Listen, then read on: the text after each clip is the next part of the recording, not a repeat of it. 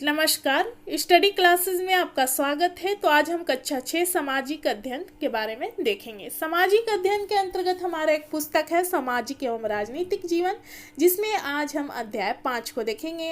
अध्याय का नाम है पंचायती राज। इसके पहले की वीडियो में हम अध्याय 4 तक देख चुके हैं।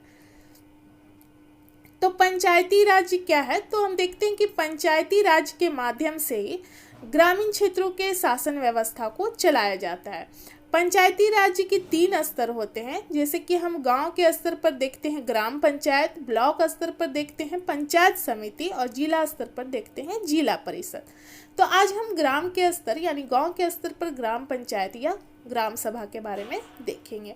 तो सबसे पहले पाठ के अंदर के जो प्रश्न हैं उसको देखेंगे और लास्ट में हम अभ्यास प्रश्न जो होता है लास्ट में, जो लेसन के लास्ट में हमारा होता है प्रश्न दिया हुआ, उसको हम देखेंगे। तो प्रश्न है यहाँ पर कि ग्राम सभा क्या होती है, यानी ग्राम मतलब गांव, सभा मतलब बैठक।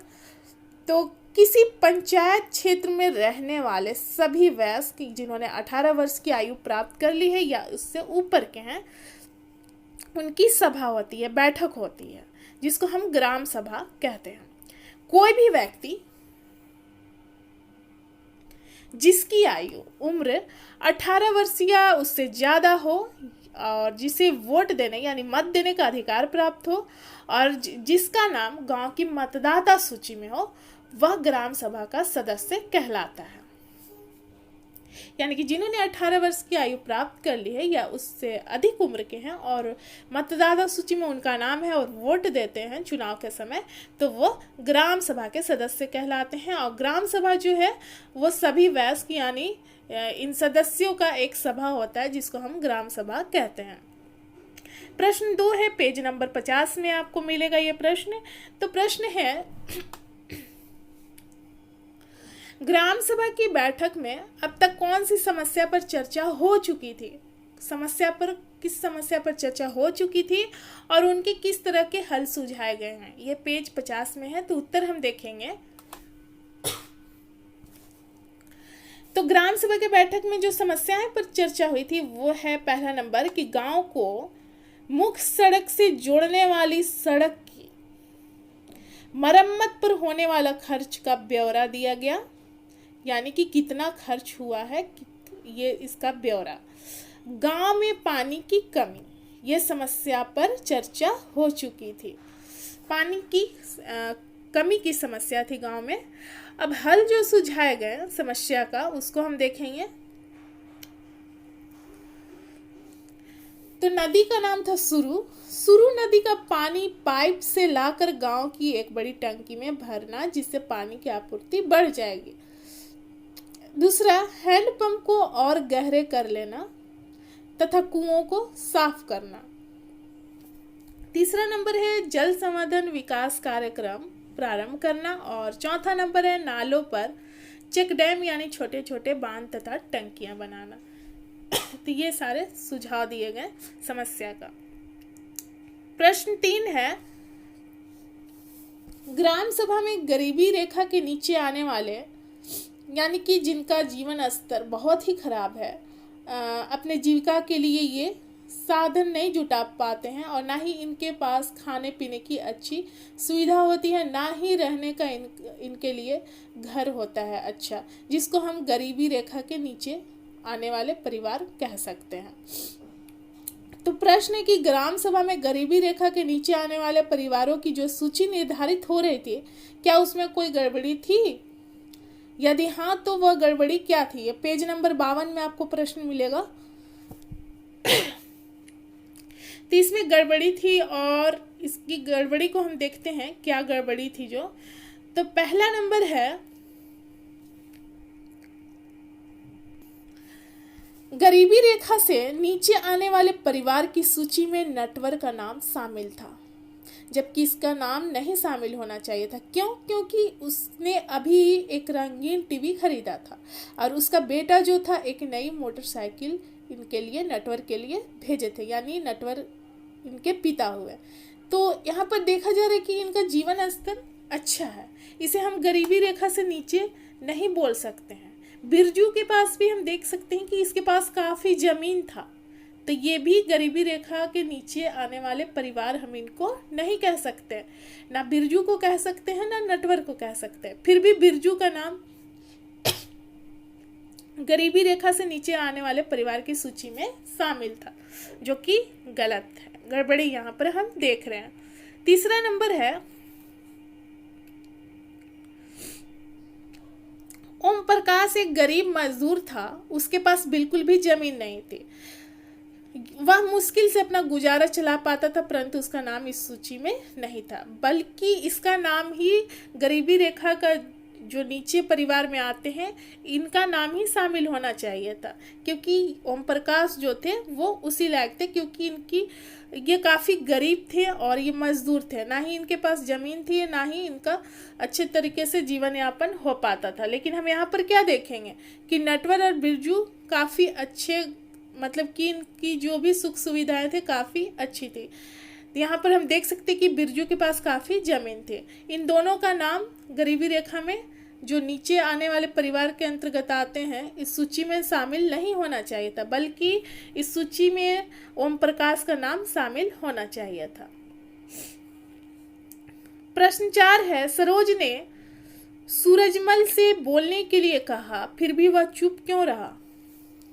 ये पेज नंबर 52 में प्रश्न है। तो ये इसलिए चुप रहा क्योंकि अमीर चंद के पास बहुत सारी जमीन थे और वह एक जमींदार था, और जो सूरजमल था वह अमीर चंद से डरता था। तो इसलिए सरोज के उकसाने पर, जैसे कि सरोज ने सूरजमल से बोलने के लिए कहा, तो भी ये चुप रहा क्योंकि यह अमीर चंद से डरता था।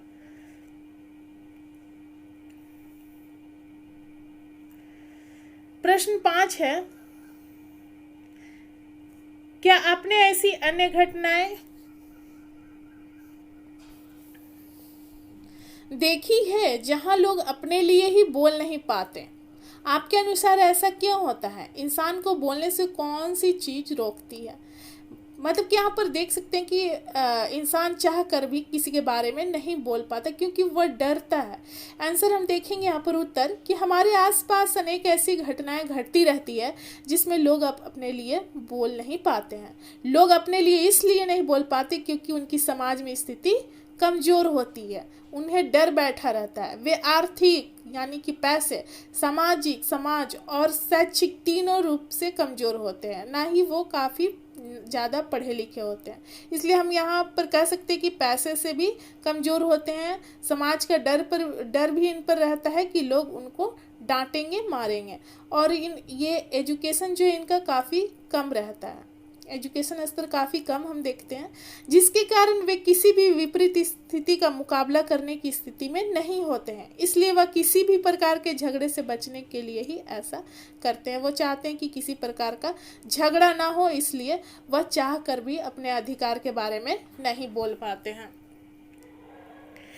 ग्राम पंचायत, यहाँ देखेंगे हरदास ग्राम पंचायत के बारे में। तो हरदास ग्राम पंचायत में क्या क्या निर्णय लिए गए, पेज नंबर 53 में है। तो इसके आंसर हम देखेंगे उत्तर कि इसमें यह निर्णय लिया गया जैसे कि एक कुआं साफ कराने तथा 2 हैंडपंपों को गहरा कराने का निर्णय लिया गया ताकि गांव को बिना पानी के रहना ना पड़े।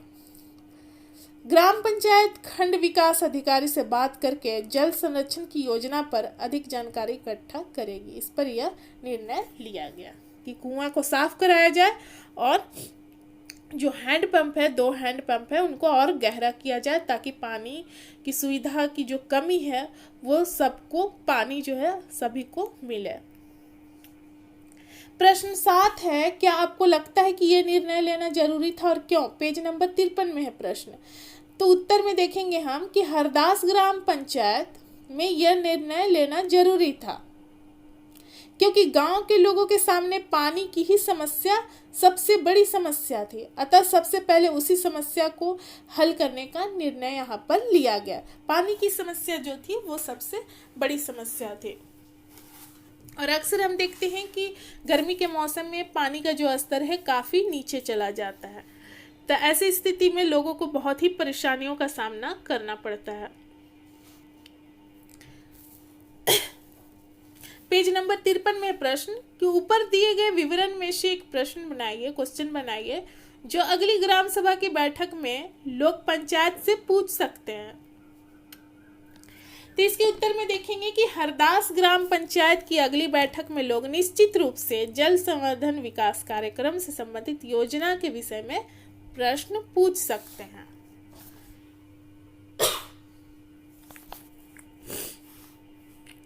अब अभ्यास प्रश्न देखेंगे जो लास्ट में हमारा प्रश्न रहता है पाठ्य पुस्तक में। प्रश्न है, हरदास गांव के लोग किन समस्याओं का सामना कर रहे थे, उन्होंने अपनी समस्या सुलझाने के लिए क्या किया। तो हम इसके उत्तर में देखेंगे कि ये गांव के लोग निम्नलिखित समस्याओं का सामना कर रहे थे, जैसे कि गांव में पानी की कमी की समस्या बढ़ रही थी। हैंडपंपों का पानी जमीन में बहुत नीचे चला गया था, जो पानी का स्तर था हैंडपंप का वो काफ़ी नीचे चला गया था। गांव की गरीबी रेखा के नीचे आने वाले परिवारों की सूची में भी गड़बड़ी थी। जिसका नाम गरीबी रेखा की सूची में होना चाहिए उसका नाम नहीं था। जिनके पास सुख सुविधाएं अच्छी थी उनका नाम गरीबी रेखा के नीचे स्तर में था, जो सूची में नाम होता है, जो कि हम गड़बड़ी के रूप में यहाँ पर देख सकते हैं। इन समस्याओं को हल करने के लिए निम्नलिखित निर्णय लिए गए, जैसे कि पहला नंबर, गांव के एक कुएं को साफ कराने तथा 2 हैंडपंपों को गहरा कराने का निर्णय लिया गया। दूसरा देखेंगे, जल संवर्धन विकास कार्यक्रम के संबंध में खंड विकास अधिकारी से मिलकर अधिक जानकारी प्राप्त करने का निर्णय लिया गया। तीसरा, गरीबी रेखा के नीचे आने वाले परिवारों की सूची में की गई गड़बड़ी को दूर कराने का निर्णय यहाँ पर लिया गया। प्रश्न नंबर 2 देखेंगे, पूछा जा रहा है कि आपके विचार में ग्राम सभा का क्या महत्व है। क्या आपको लगता है कि सभी लोगों को ग्राम सभा की बैठक में भाग लेना चाहिए। तो उत्तर में देखेंगे कि ग्राम सभा गांव के हित में काम करती है, जिससे जनता का हित हो, कल्याण हो। ग्राम सभा की बैठक में ग्राम पंचायत अपनी योजना को लोगों के सामने रखती है। ग्राम सभा में गांव के लोगों की समस्या पर चर्चा होती है, उनके समझ क्या क्या समस्या है और उनका समाधान ढूंढा जाता है। जो भी समस्या है उसका हल निकालने की कोशिश की जाती है। सभी लोगों को ग्राम सभा की बैठक में भाग लेना चाहिए, क्योंकि गांव के लोग ही अपनी समस्या के बारे में जानते हैं। वे ही उन समस्या के विषय में अच्छी तरह बता सकते हैं और इन समस्या के हल के लिए अपने सुझाव भी दे सकते हैं। इसलिए सभी को भाग लेना जरूरी है ग्राम सभा की जो बैठक होती है। यदि वे ग्राम सभा की बैठक में भाग नहीं लेंगे तो अपनी समस्या वो कैसे बताएंगे और उनका समाधान कैसे होगा। इसलिए इनको भाग लेना जरूरी है ताकि अपनी समस्या को ग्राम सभा यानी कि सभा के सामने रखें और जो भी समस्या है उसका समस्या का समाधान आसानी से निकाला जाए। इसलिए इनको भाग लेना जरूरी है बैठक में। प्रश्न 3 है क्वेश्चन कि अपने क्षेत्र या अपने पास के ग्रामीण क्षेत्र में पंचायत द्वारा किए गए किसी एक काम का उदाहरण लीजिए और उसके बारे में निम्नलिखित बातें पता कीजिए। जैसे कि यह काम क्यों किया गया, पैसा कहाँ से आया, जो काम किया गया उसके लिए पैसा कहाँ से आया, काम पूरा हुआ है या नहीं। तो इसके उत्तर में हम देखते हैं। तो पहला था कि ये क्यों किया गया काम। तो गांव में पंचायत ने नालियां बनाने का काम किया, क्योंकि गांव में जो गंदा पानी था वो चारों ओर फैला रहता था, जिससे लोगों को आने जाने में काफ़ी परेशानी होती थी और गांव में बीमारियां फैलने का खतरा बढ़ गया था। इसलिए यह काम नाली बनाने का काम किया गया।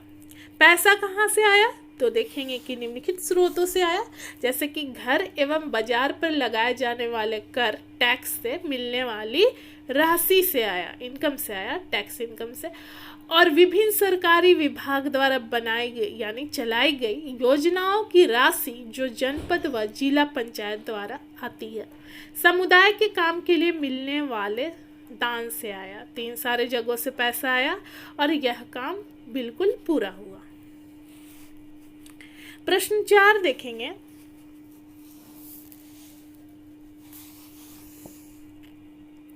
ग्राम सभा और पंचायत में क्या अंतर है? तो ग्राम सभा हम देखेंगे कि ग्राम सभा जो है पंचायत के क्षेत्र में रहने वाले सभी वयस्क की सभा होती है, जिन्होंने 18 वर्ष की आयु या उससे अधिक उम्र के हैं, जिन्होंने प्राप्त कर लिया। और हम देख सकते कि जिनको वोट देने का, यानी कि जो 18 वर्ष की आयु प्राप्त कर लेते हैं उनको वोट देने यानी मत देने का भी अधिकार प्राप्त हो जाता है, और उनका नाम गांव की मतदाता सूची में रहता है, जिसे हम ग्राम सभा कहते हैं। इन लोग के बैठक को हम ग्राम सभा कहते हैं।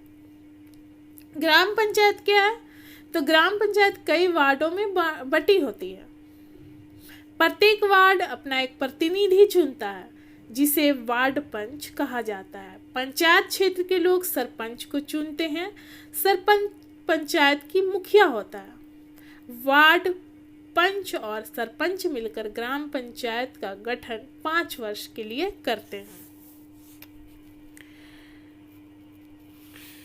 यहाँ पर बोला गया है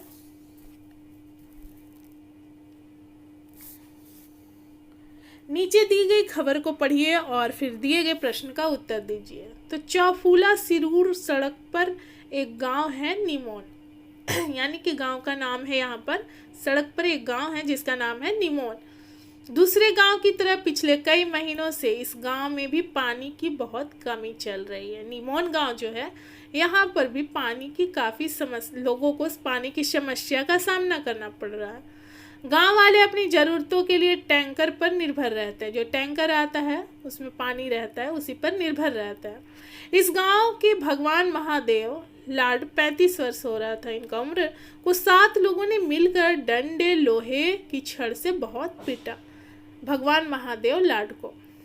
इस घटना का पता तब चला जब कुछ लोग बुरी तरह से घायल लाड को इलाज के लिए अस्पताल लेकर आए। तब लोगों को मालूम हुआ इस घटना के बारे में। पुलिस की रपट में लाड ने लिखवाया कि उस पर रिपोर्ट में लिखवाया कि उस पर हमला तब हुआ जब उसने टैंकर का पानी टंकी में भरने पर जोर दिया। इसलिए टंकी में भरने पर जोर दिया था कि ताकि सबको पानी मिले। पानी का जो टैंकर आता था उस पर हम देखते थे कि जो निम्न दलित जाति के लोग थे उनको पानी नहीं दिया जाता था, ऊंची जाति के लोग ही अपना यूज कर लेते थे। टंकी निमोन ग्राम पंचायत की जल आपूर्ति योजना के तहत बनाई गई थी ताकि पानी का समान रूप से वितरण हो, सबको समान रूप से पानी मिले। परंतु लाड का आरोप था कि ऊंची जाति के लोग इस बात के खिलाफ थे, तो वे टैंकर के पानी पर दलित जातियों का अधिकार नहीं मानते थे। क्योंकि यहाँ पर हम देख सकते कि जो उच्च जाति के लोग थे वो लोग ही पानी का टैंकर को यूज करते थे, और लॉर्ड चाहते थे कि सभी लोगों को ये पानी समान रूप से मिले, चाहे किसी भी जाति के लोग हों। तीसरे प्रश्न देखेंगे, भगवान लॉर्ड को पीटा क्यों गया था? तो उत्तर में हम देखेंगे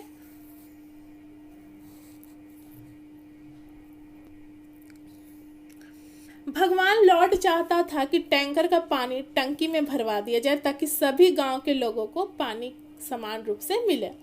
टंकी निमोन ग्राम पंचायत की जल आपूर्ति के लिए बनाई गई थी, लेकिन यहाँ पर ऊंची जाति के लोग पानी का केवल स्वयं उपयोग करना चाहते थे। केवल वे टैंकर के पानी पर दलित जातियों का अधिकार नहीं मानते थे। यानी कि जो टैंकर का पानी था वो सभी के लिए आता था, लेकिन यहाँ ऊंची जाति के लोग क्या करते थे कि वो अपना ही यूज करते थे, बल्कि दलित यानी निम्न जातियों को पानी नहीं देना चाहते थे। लेकिन यहाँ पर भगवान लॉर्ड जो थे वो चाहते थे कि सभी को पानी मिले, तो इसलिए उनको मारा पीटा गया था। ख है प्रश्न, क्या आपको लगता है कि ये एक भेदभाव का मामला है? क्यों? हाँ, तो बिल्कुल भेदभाव का मामला था, क्योंकि ऊंची जाति के लोग टैंकर के पानी का उपयोग केवल स्वयं करना चाहते थे। तो हम देख सकते हैं कि यहाँ पर भेदभाव हो रहा है। पानी जो आया है वो सभी के लिए आया है, लेकिन यहाँ पर ऊंची जाति का ही अधिकार था। यह टैंकर के पानी पर दलित जातियों को अधिकार नहीं मानते थे। यह संविधान द्वारा प्राप्त समानता के अधिकार की अवहेलना थी। संविधान कहता है कि सभी को समान रूप से समान समझा जाए। प्रश्न 6 है, जल संरक्षण और उसके फायदे के विषय में जानकारी इकट्ठा कीजिए। जल संरक्षण यानी पानी का बचाव।